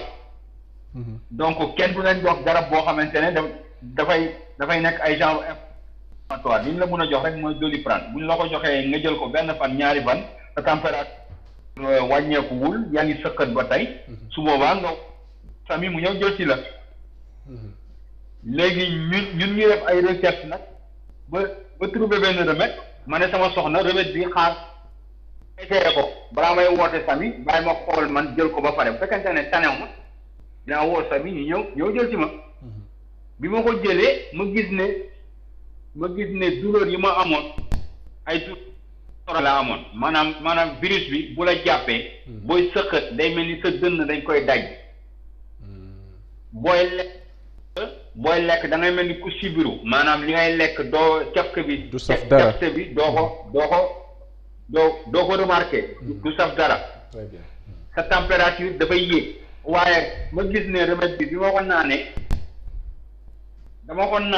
dama ko tàngal naan ci benn kaas matin naanaat soir gis ne douleur yaa ngi commencé dañ genre angine bi ma amoon ak yooyu yëpp mu ngi dañ ma ne sama soxna man de naan naa lii tane na xaar ñaari fan ba xam ma jël ko ñetti fan wéet ko ma woowaat sama médecin mu ne ma non du yow laa consulté woon ci ñetti fan yi ñu génn ma ne ko kay sama médecin bi ma tooñ sax wax ma li nga jël ma ne ko su ma la ko waxee tamit yow doo ko mën a prescrire patient yi parce que comme fii da ngeen ri ci ay normes sanitaires bu ma la ko waxee tamit dinaa la ko wax rek mais xam naa ne mun na ko prescrire patient yi ma expliqué ko li ma jël ak yëpp sama soxna ca virus bi moom songo ko fekk ñoom ñiy liggéey ci hôpital bi dañ leen waxoon ne ku virus bi song dañ lay arrêté sama soxna moom ne ma buggul arrêté wu di wàcc ay collègue am ak pandémie bi nu mu mel ma ne ko kon jëlal garab bi nga naan ko boo tanee nga kon ne liggéey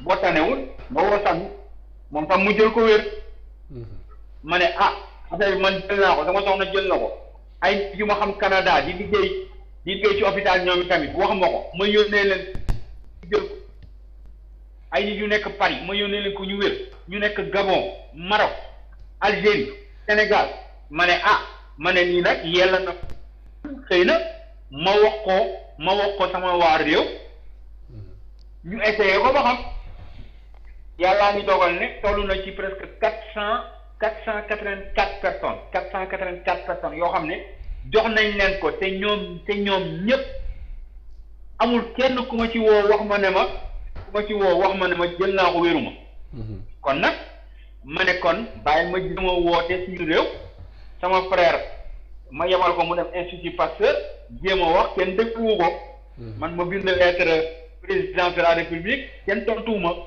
ma bind ministre de la santé kenn tontuwuma may woote suba ngoon di woote ci secrétariat yi di woote ci accueil yi kenn faalewu ma ne xëy na gars yi gëmuñu li may wax bon comprendre naa ne mënuma xëy rek daal ne man gis naa dara day faj du ma médecin kenn xamuma gars yi gëm ma mais bu ma ci toppee ñetti weer di wax te aw ma ci benn intérêt man wax naa leen ne garab bi laajuma du ma association du ma GIE laajuma financement gis naa lu dal sama réew xam ne soo xamante ne mën na leen dimbali ma ne naa leen ko proposer et je ne comprends pas jusqu'à présent pourquoi autorités yi ak seen conseillers yi ñu am yëpp amul kenn ku ci ne xaaral ma waa ji déglu nga xam li may wax amul. waaw sëñ bi ma ne amul kenn ku ma ci woon ne sax bon. waa ji ça fait waaw man li ma la bëgg a njëkk a laaj d'abord il faut que ñu waxtaan ci affaire bi étape par étape. da nga ne sa soxna daf la wàll jàngoro bi. yow bi mu la ko wàllee ndax da nga dem hôpital wala ndax yow yaa faj sa bopp si garab googu nga ne découvrir nga ko. waa xam nga fii buñ la wàllee jàngoro bi man mënuma woon constater ne am naa Covid-19 sama médecin moo mun a constater ne am naa jàngoro bi sama médecin traitant moo ma consulté wax ma ne ma da nga am jàngoro bi. non man dama laaj maanaam ci wàllu faj bi kat ñan ñoo la faj ndax da nga dem hôpital ñu faj la wala ndax yow yaa faj sa bopp. ci déedéet doomu hôpital remède bi. remède bi dafa mel ni remède boo xamante ne da nga koy defar comme genre kénkiliba remède bi à base soble la soble lañ koy defaree dafa am luñ ciy boole ñaari ingrédients la soble ngay jël am loo ko boole. donc yow ci nga faj sa bopp ba wér. waaw affaire bi yomb na soble ngay jël am loo ko boole dañ koy baxal di ko naan comme kénkiliba. da nga koy naan comme kuy naan kénkiliba dañ ciy naan matin midi soir boo ko naanee inflammation yi nga am. muy jàpp sa gorge dootoo mun a nga mel ni comme angine bu nga amoon munul ñàkk nga ko douleur thoracique yi nga amoon yooyu noonu yëpp boo jëlee remède bi ñetti fan boo ko naanee matin midi soir boo koy naan premier jour bi rek di gis amélioration bu rëy ci sa yaram waaw mooy comme li may wax rek ñi koy jël ñëpp man maa ngi wax ne day faj waaye mooy li ma waxoon benn journaliste rek ma ne ko ba léegi dégguma ku ma wax ne ma jël naa ko wéruma ma ne ko man du ma chercheur donc mënuma def ay genre test ay recherche def ay graphique déedéet man patient yi ko jël te ñu autonome te feebaroon ñoom ñoo ma wax ne ma wér nañ. léegi man sama ñaareelu laaj avant ñuy ñëw avant ñuy ñëw ci Sénégal fii gars yi niñ la ñàkkale fayda ci li nga wax sama deuxième laaj mooy nee nga yónnee nga ko ci ay réew ñeneen jël ko mais naka nga def ba yónnee ko foofu. waaw yónnee maa ngi reçu colissimo yi garab bi jaayuma ko kenn ñi ma ko jot a yónnee yëpp dama leen ko may. non dama ne naka nga def ba yónnee leen ko ndax par avion la wala parce que dañu gis ne réew yu bëri seen aéroport dañ ko tëj. non dama koy defar ci butéel. dama koy defar ci butéel dugal ko dem ci poste yi jënd carton yoo xamante ne koy embalee butéel def seen adresse collé ci kii bi yónnee ko colissimo. d'accord colissimo laa leen koy yónnee poste garab bi pare garab bi dama koy defar ci butéel mu pare ma dugal ko ci carton tëj ko dem poste yónnee leen ko. garab bi jaay ñi ma ko jot a jox yëpp jaayu ma leen ko maa leen ko may dama ko defar frais d'envoi maa ko fay parce que bugguma état France di ma topp di ma wax ne ma da ngay maanaam bu fekkente ne li may def neexule bugguñu mu avancé su ma ko joxee nit ñi wax na ne dama leen koy jaay état français mën na ma wax ne ma amoo droit jaay ko moo tax pour bëgg a wane ne li ma yor am na njëriñ te mën na jëriñ nit ñi moo tax nit ñi dama leen ko may. léegi ci ñi nga may noonu est-ce que fii Sénégal bu ñu ñëwee léegi ci Sénégal est-ce que am nga ñoo ci may ñoo xamante ne naan nañu ko mu wér ñooñu wér nañ ci jàngoro bi. waa xam nga Sénégal yónnee ma fa garab bi. Sénégal man garab bi fii ni ma ko mën a defaree fii noonu la ko sama frère mën a defar sama frère bi nekk Sénégal dama ko wan pare garab bi xam na ni pare garab bi ñi nekk Sénégal sama frère bi nekk Grand Yoff ba nii barki am na ñoo xamante ne comme nit ñi man lañ gën a miin dañ may yónnee message WhatsApp ma yónnee sama frère message wax ko ne ko diwa ngi ñëw bu ñëwee defaral garab bi nga jox ko maanaam Sénégal ñi ngi ko jox yëpp dañuy jaar ci man WhatsApp yónnee ma message man ma waxtaan ak ñoom mu bañ a nekk ñoo xamante ne dañ koy jël rek te feebaruñu ma waxtaan ak ñoom ba ñu wax ma ne ma dañu feebar peut-être seen yaay moo feebar wala seen wayju ma defar ko sama frère defar ko woo leen téléphone ñu ñëw jël ci ko Grand Yoff. d'accord alors Amadou. waaw léegi nag ñun liñ ci bëggoon rek liñ ci bëgg mooy que ne rek maa ngi koy waxaat. dama ciy profité ci seen émission bi wax ko ñun liñ bëgg mooy ministre bi parce que tey jii man awma logistique gu pour defar ko mën ko yóbbu Mbacké Tivaouane Ziguinchor Kaolack Saint-Louis mais ministre bi su ko encadré ñun laaju ñu ko dara ñun liñ bëgg mooy nit ñi wér. d'accord waaw d'accord alors Amadou. li Amadou ñu bëgg mooy nit ñi wér. Amadou ñu association laaj ñu financement ci GIE. d'accord Amadou Faye.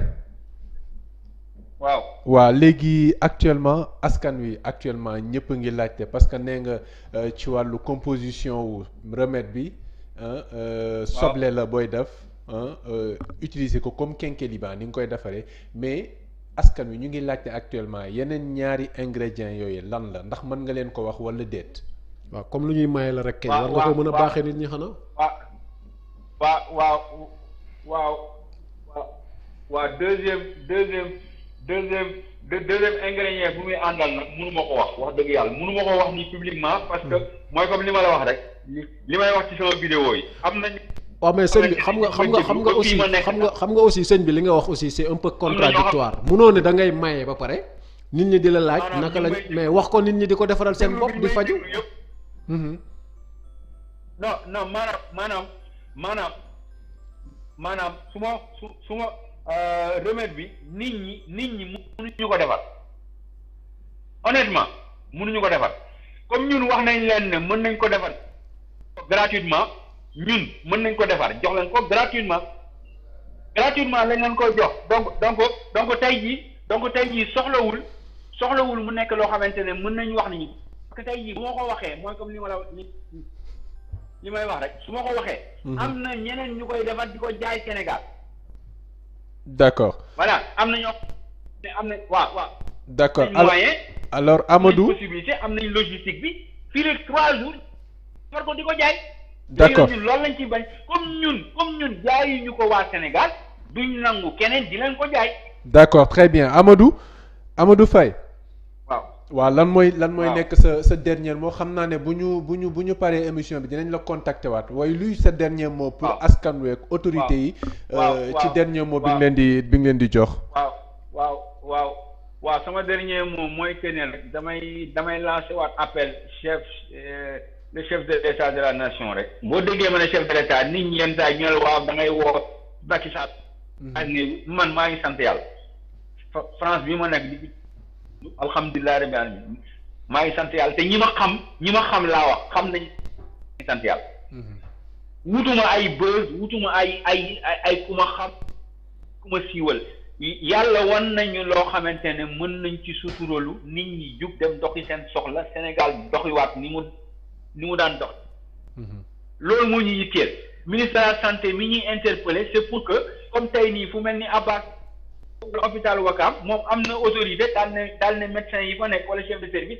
yéen de waa jii de nee nañ yor nañ luy faj yéenay chefu service bi bu gars yi defaree garab yi yéen am ngeen sañ-sañu jox ko patient yi contrôler leen pendant 3 jours jël seen prise de sang bu ñu jël ko avant ñu leen koy jox bu ñetti fan yi jeexee ngeen jëlaat seen prise de sang xool ndax wér nañ wala wéruñu ñun looy lañ ñaanuñu leneen maanaam santé yóbbu ñu ci benn service boo leen ñoog chef de service ya fa nekk wala médecin yi ñi nga xam ne loolu mooy seen liggéey ne leen xam nañ ne yor nañ garab buy faj testé leen garab bi ci patient yi xool ba xam parce que ñun bu ñu waxee testé ñun wóor nañu ne garab bi day faj donc parce que médecin yi foog ñu jox leen ko ñoom ñu surveiller patient yi jox leen ko ñetti fan buñ leen ko joxee benn fan dina amélioration boo xamante ne mosuñu ko gis loolu moom lu ñu wóor la donc nag ñu ngi naatuwaat après rek di wax ne autorités yi nañ ñu déglu bàyyi xel liñ leen di wax xam suñu njëriñ la ñun ñëpp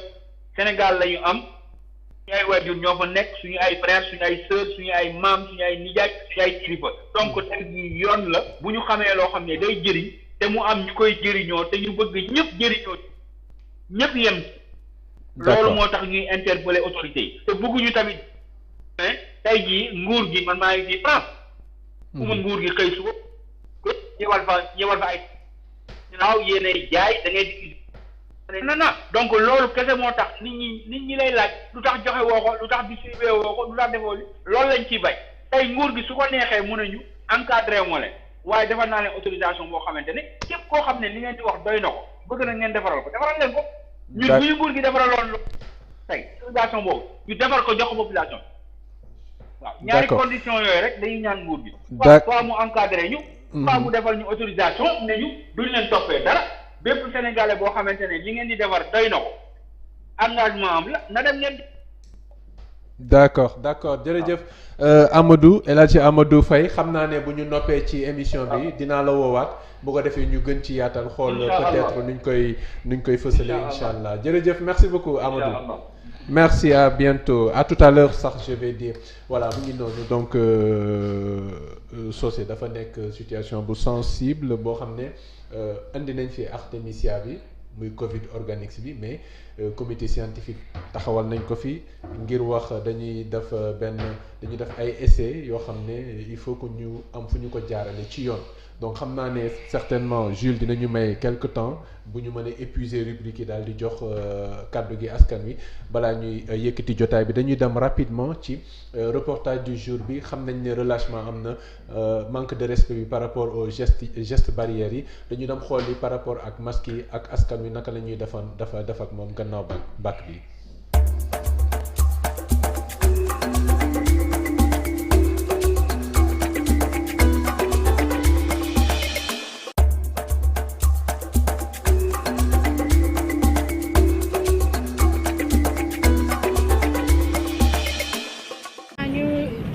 kii ndigal li rek def ndigal gi rek déglu ay tere daal utiliser max yi ndax suñu santé daal la ministre bi bëgg loolu daal laay sant sama mbokk yi képp ku ci dugg su oto daal na nga takk max képp kuy dem fenn da nga utiliser gel utiliser gant utiliser max yaakaar naa daal loolu daal bu ñu ko defee daal lu bëree bëri dina wàññeeku ci feebar bi. gis nga tey suba fii dañoo xëy alkaati bi fi ne ñu gars yi nee nañ ku takkul masque bu mu yëg ci oto yi ñu ni tamit ba mu ñu ko waxee de ci loolu la ñuy dox ku takkul masque ñu wax nga te ñu génnee la garage bi ci ndànk parce que jamono juñ ne nii wax dëgg yàlla jamono mankoo booloo xeex li ñuy xeex loolu moo am solo. war na loo xam ne loolu lu war ñëpp la quoi man moo tax bi ma ko déggee dama ko rafetlu loolu man boobu laa jënd samay masque ak samay gants lépp laa jënd gants yi sax dama ko teg sama oto nii léegi wàcc toog nii xam nii rek mais wax dëgg yàlla kontaan nañ ci baax a baax man sofooru carapide la oto yi lay dawal carapide bi may dawal waaw. comme waaw ñun de suñu oto man de sama oto fi mu toll nii képp koo ko solo doo dugg bu sulul max du sumal dara wàcca laa la wax voilà loo bett ci ginnaaw te yëguma ko waaye li nekk ci kanam sax voilà bu wàccee dama la dama jënd masque bu dee jigéen dama ko waxee léegi la nga wax ko jigéen mu jël gémmiñ ñoom fas ko ba mu ni ko musóoru quoi waaw wax dëgg yàlla day am na solo de nii dama baax na bu ko defee de yàlla mën na def léegi yàlla jële fi jàngoro ji. waaw masque yi c'est obligatoire ñu takk ko mais nit ki avant les masques da nga war a set ba pare set mooy yoon di raxasoog saabu même bu dul lii sax dañu war a di raxasoog saabu kër yi set mais am na ci kër yoo xam ne da ngay waaru xam nga. ku takk masque da ngay protéger sa bopp protéger waale ñi nga dëkkal ñëpp kon takk masque obligation la ci kenn ku nekk pour éviter propagation maladie bi waaw. ndax ànd nga ci képp ku ko takk rek ñu amande la. waaw ànd naa ci parce que am na ñoo xamante ne boo leen waxee dara dinañ xam mais am na ñoo xamante ni tamit il faut nga wañ seen loxo pour ñu mën a ànd ak yow ci li nga bëgg. protéger wu rek raxas say loxo éviter yenn regroupement yi xam nga loolu rek pour éviter propagation maladie.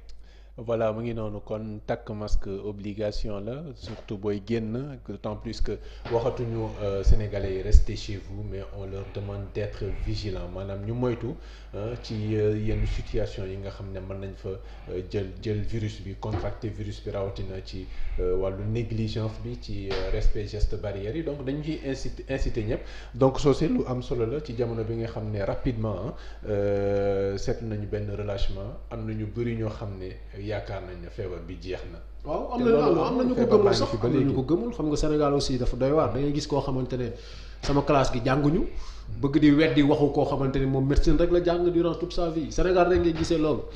beneen affaire bi mooy masque yi aussi il faut ñu jàngal ko nit ñi aussi nuñ koy takkee.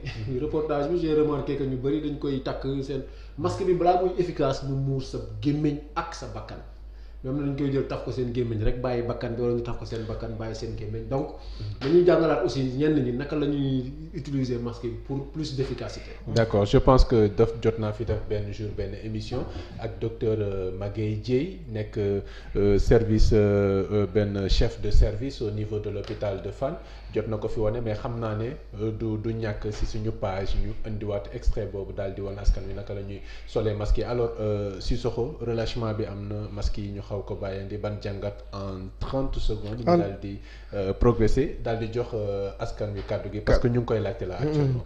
ok masque yi relâchement moom warul am. et dañu on doit porter nos masques te ni ko soo waxee jël sol masque c'est bien. mais sol ko ni ko waree moo ëpp solo. tout à fait il faut que ñu fexe ba ku nekk sol masque sol ko ni mu ko waree. D'accord, très bien Sissoko ñu ngi lay jaajëfal kon ñu daal di rek dem xool yi suñu invité bi nag dañuy waxtaanee Socé moo ko dalal dañuy waxtaanee ci wàllu anam bi nga xam ne moom la ñuy gérer. Covid-19 bi rawatina ci wàllu communication gis nañ ne am na coppite tey donc dañuy rek dem daal di koy teewlu daal di ñëw sax bu ñu ñëwaatee rek dinañu jox askan wi kàddu gi bu ko defee ñoom aussi ñu joxe seen position par rapport ak tolluwaay bi gannaaw bàkk bi.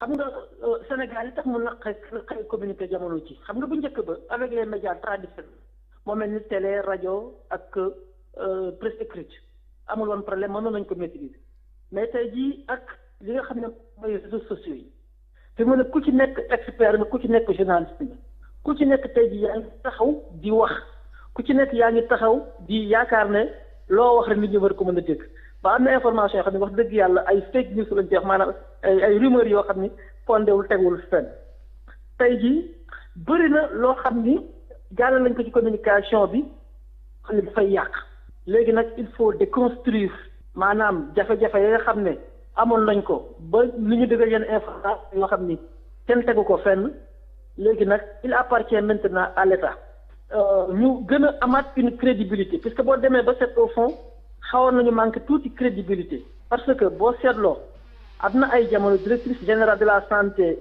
publique directrice générale de la santé publique docteur Marie Khemesse Ngom Ndiaye bi mu taxawee xaw a tàng sax jour boobu je me rappelle wax exactement que ne daal am na ñoo xam ne ñu ngi saboté nangam que ne l'heure est grave 24 heures wala 48 heures après ci le président Macky Sall defaat beneen sortie pour def alléger un peu.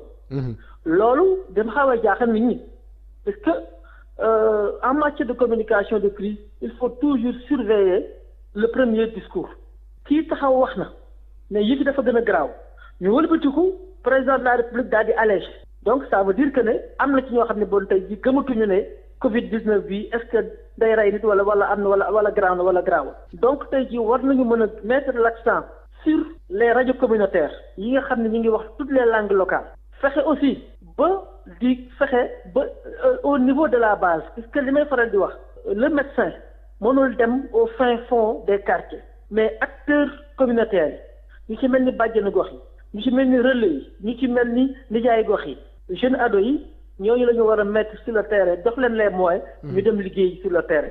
d'accord parce que tey jii communication officielle bi nga xam ne mooy jàll chaque jour ci télé bi dafa dem ba c'est rébarbatif.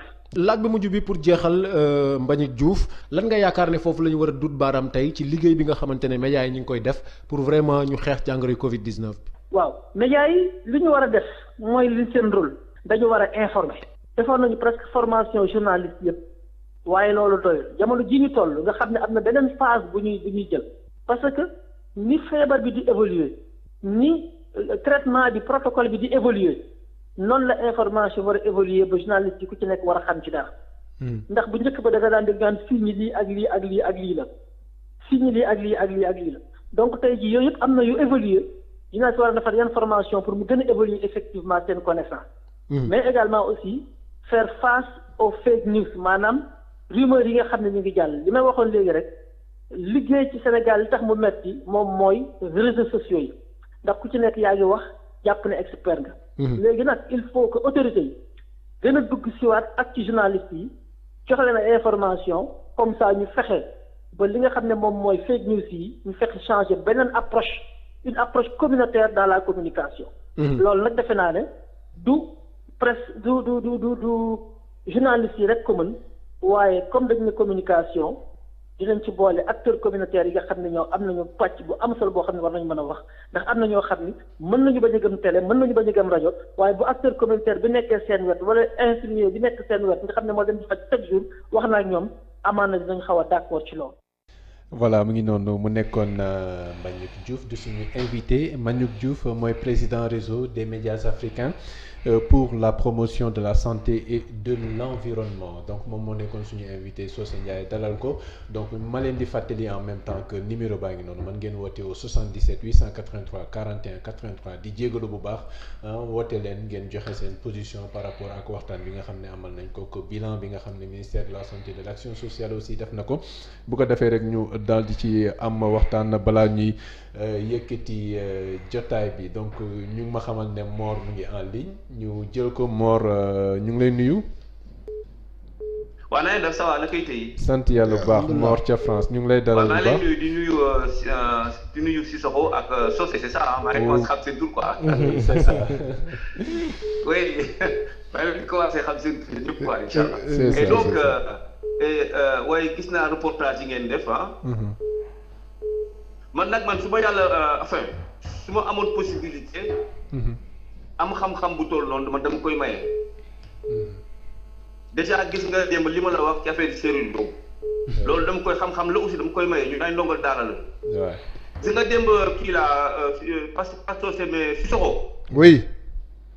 waaw Sissoko démb dafa wax boo ba dafa ma fàttali sax ci anniversaire u Moustapha Sy. Moustapha Sy. waaw dafa ma fàttali anniversaire am quoi démb. comme yéen a ngi may dégg ah. ñu ngi lay dégg ñu ngi lay dégg. voilà waaw foofu laa bëgg a wax quoi gis nga man bi may ñëw fii pour dëggal kii si soxla boobu lu mu wax rek. pour éclaircir quoi pour wax ne leen ñun bu ñu nekkee comment ça s'appelle ay jullit ak lu mu mënti doon war nañu mën di dimbali suñu biir quoi et si nga bi ma sëñ Mbacke Madina man moo ma indi fii en France ah moo xool moo ma dugal ci avion ma ñëw bi ma ñëwee ah Cheikh Tidiane Sy ah. ndeysaan moom xoolal moom ma génn ci avion bi Cheikh Tidiane Sy moom ma génn ci avion bi. bi ma génn ci avion bi man fi président yi laa jaar salon mu daal may génne moom mu ñëw ak auto ambassade xoolal bi mu dugal ma seen auto ak may yóbbu mais bi ñu taxawee ci parking bi. Cheikh Tidiane Sy mi ngi naan ma yow loo ñëw de mun ma di nga am liggéey. xoolal mun ma di nga am liggéey ah léegi nag période boobu sëñ Moustapha Sy. allo. ay meubles yu ñu ko waroon a monter dans le 6e arrondissement. man ci laa dem mi ngi ak benn sœuram je pense ñu ngi doon nekk étudiant fi yàgg na boobu loolu moo tax man la yow Sissoko boo demee. moom xam naa ni moom du ko fàtte. c'est ça. man maa ñëw ba foofu monter que meubles yi. d'accord. comprendre nga. oui. léegi man foofu laa bëgg a waxee quoi. d'accord moo tax ñun bu fekkee dañoo nekk ci suñu biir. am xam-xam dañ ko war a partager ak doomu aadama yépp. tout à fait comprendre nga. oui. léegi nag nga fàttali ma ko loolu et puis nga ne ko maa ngi koy ziar bu baax a baax. sëñ Moustapha Sy boobu. d'accord jërëjëf dégg nga ziaral ma ko. jërëjëf pour leeral léegi nag gis nga léegi ñoo ngi wax léegi ci affaire masque yi. yéen wax léegi ci affaire masque yi. ñoo ngi yéen def si reportage bi ngeen def. ñun waa ji nee na am na benn policier sax bu nekk foofu ku takkul sa masque moom la ñuy woo. c'est ça. xoolal gis nga foofu normalement policier bi. amul benn oto bu war a jóge normalement policier bi déjà pour commencer bu ñu avant ñuy wax waxu masque. parce que gis nga wax ngeen léegi littoral bi xoolal kër yëpp joxe nañ leen xoolal fi ngelaw doon jóge yëpp fatt nañ léegi nag plus pollution bi. mais kon Sénégal fu ñu jëm avant ñuy wax ñu takk masque normalement benn cas bi warul bouger ko léegi ñu ngi wax ne way président sax xoolal dakkal na tabax ñu doon tabax ci côté boobu yëpp neen dakkal na xoolal ñun daal ñun ci loolu daal la ñuy wéyee quoi naan dakkal nañu xoolal bu ñu waxee ay waxu dakkal nañu bu subaa ñoom ñu defaat leneen xool gis nga Sénégalais yi lañ jël noot leen di leen fooyee. d'accord chaque jour ñu génne leen benn affaire tegal leen ko pendant ce temps là le temps passe xoolal moo tax man bu ma tiré le signal d'alarme fii. sama mbokku taalibe yëpp yi ma doon waxal tey jox lañu ma dëgg. d'accord wax naa leen ci Sénégal fi ñu jëm ci Sénégal. baaxul.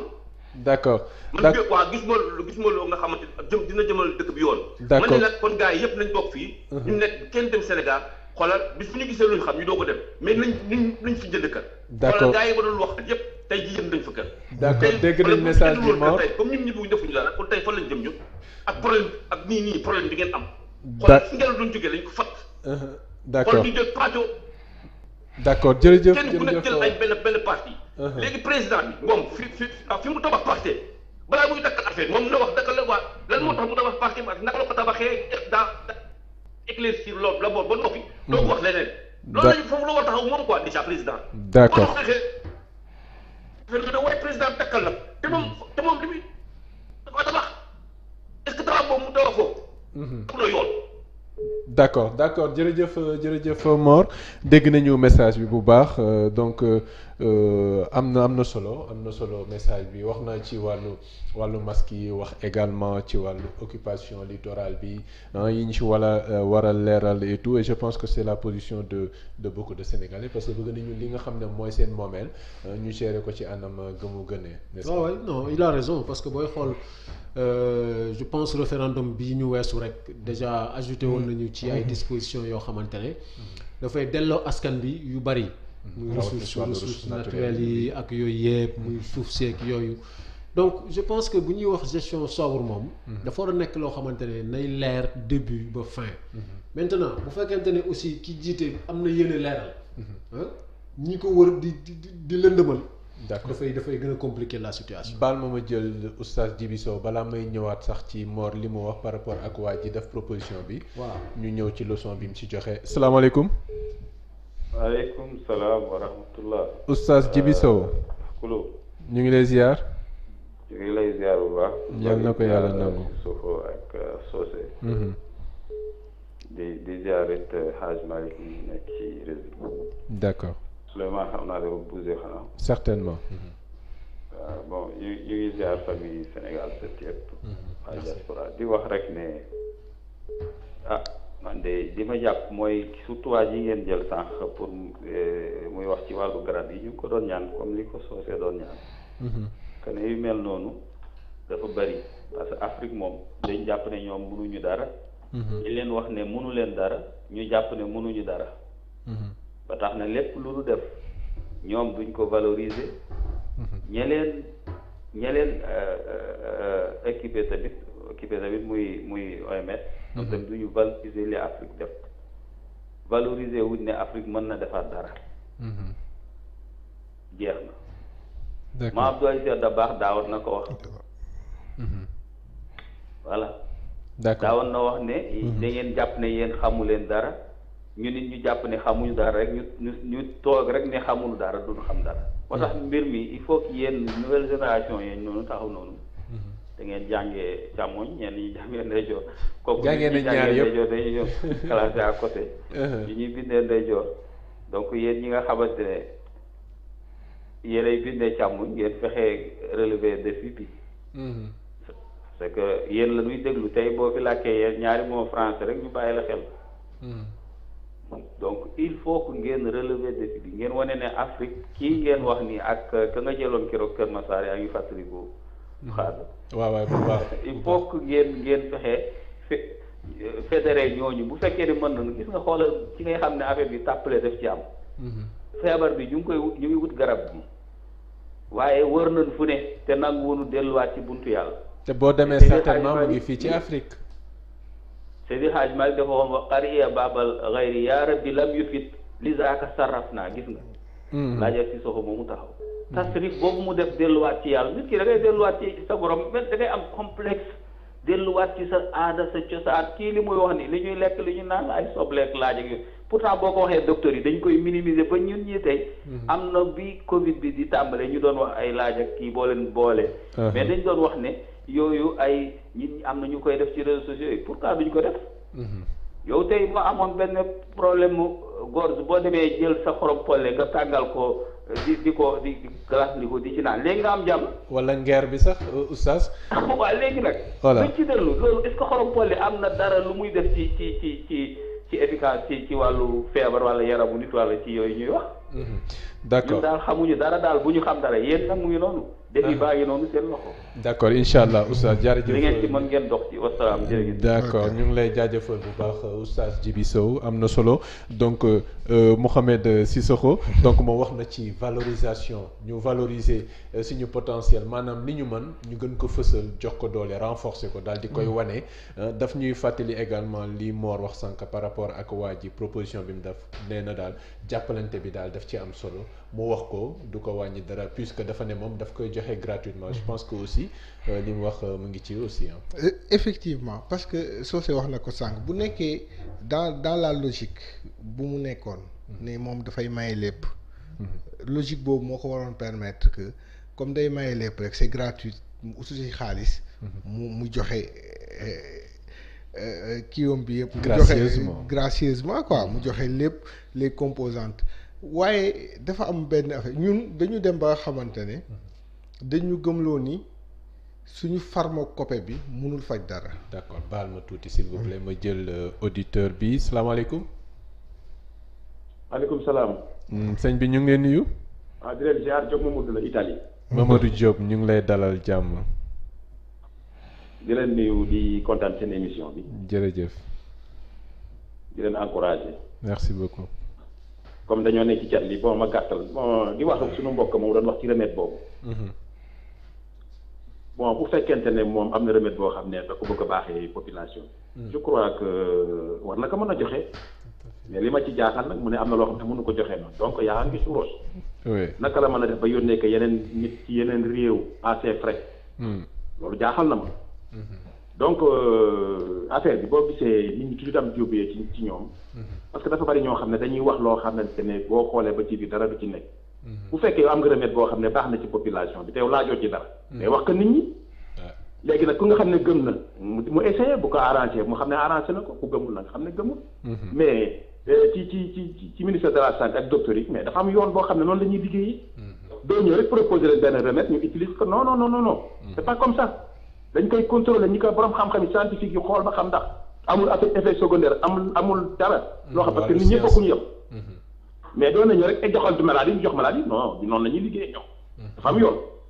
mais su fekkee mën nga ko baaxee population ba nga xam ne ñi nga xamante ne sunu mbokk yi nga xamante ne ñoom seen ñooy fajkatu aada yi. ña nga fa bari fa léegi nag boo waxee nit ñi ne lii kat baax na ci population. mais yi ñoom ñu xool population koo xam ne arrangé na la nga jël. mais ci docteur yi moom am na façon bu ñuy liggéey boo xam ne loolu ñoo la jox leen benn affaire ñu utiliser que c'est pas comme ça bu dee ci laajaloo dara pour man nga wax ne nit ñi nga lii ak lii ku ko jël kat mën na laa faj bu ko defee ñu nga xam ne loolu ñu xam ne yow vraiment da nga dimbali population. mais su fekkee bëggoo ko waxee rek yaa engagé te kenn du liggéey ci Mali Foro. d'accord c'est ça. bon beneen bi maa ngi jégalu ci affaire lobby yi nga xamante ne moo am Sénégal ci njuut njaaj yi ñuy def suuf seek yenn scandale yi ngay dégg. c'est que dafa am benn système lobby boo xam ne moo am Sénégal système boobu nag depuis notre indépendance. bon léegi nag li ma bëgg mooy Sénégal yi révolution rek moo mën a dindi bii. système bi mooy suñu problème tant que defuñu révolution du dañ parce que dafa am lobby yoo xam ne système bi arrangé leen te bëgguñu mu changé ndax ñu ngi ciy gis seen bopp bu baax population bi rek ñoo ci sonn ngeen baal maax. tout à fait jërëjëf Mamadou Diop je pense que leer na te constat bi defe naa ni ñëpp ñoo ko def Mouhamed nga eggali daal di terminer comme ça waaw man dama doon wax ci suñu pharmacopée bi et de plus en plus am na ay jeunes étudiants yu nekk faculté des médecines et pharmacie et odontologie yoo xamante ne ñu ngi commencé à s'intéresser à notre suñu pharmacopée mooy faj bi jóge waaw faj bi jóge ci gàncax gi léegi il faut que ñu revaloriser ko parce que waa Madagascar am nañ fi seen artémisia baax na baaxul mais ils ont osé ils ont mis quelque chose ñun aussi dañu fexe ba ne plus attendre la solution ci ñeneen ñi ñu jéem a ut solution bi voilà ñu ut solution bi à partir de li ñu am et comme ça parce que dañuy faral di wax mag ñi dañuy faral di wax dañuy faral di ñu ne nit fu mu dëkk am na garab bu feebaree am na garab bu koy faj. mi ngi fi borom def dara si voilà loolu la ñuy wax donc mun nañ utiliser yooyu xool la solution ñu ut ko fii. ñu soog a boole kook la modernité li Senghor doon wax. l'enracinement puis l'ouverture ñu jël yëpp defandoo ko. pour di santaat ñëpp di gërëm ñëpp di tàggu les téléspectateurs de Sénégal 7 di leen dig daje suba incha allah. incha allah alors Socé. waaw man bon li ma doon wax rek mooy par rapport ak li Djibi Sow oustaz Djibi Sow wax. li mu mujjee wax loolu aussi il faut que ñu repréciser que ne ñun waxuñu ne ñoom xamuñu dara. wax bi aussi il faut mu leer quoi faudrait pas que ñu ñuy wax looloo xamante ne waxuñu ko. dafa am ko fi woote ne moom am na jàngoro buy faj Covid 19 ñu bëgg mu indil ñu ay firnde. parce que aussi nit ñi loo leen di jox nga ne da nga koy maye mais waxal nit ñi nuñ koy defaree kenn ku ñibbi defar ko sa kër naanal ko sa bopp nga wér. moom nee na mënuñu ko defar. d'autant que mais attendez mënuñu ko defar quand même. yow nee nga jaayoo da ngay maye. mais même bu ko keneen defaree di ko jaay sax yow loolu ba tey day yokk sa mérite. tout à fait parce que yow yaa ko xalaat yaa ko indi. donc am na ci beaucoup d'incohérences yoo xamante ne bon malheureusement lu ñu am temps pour détailler ko.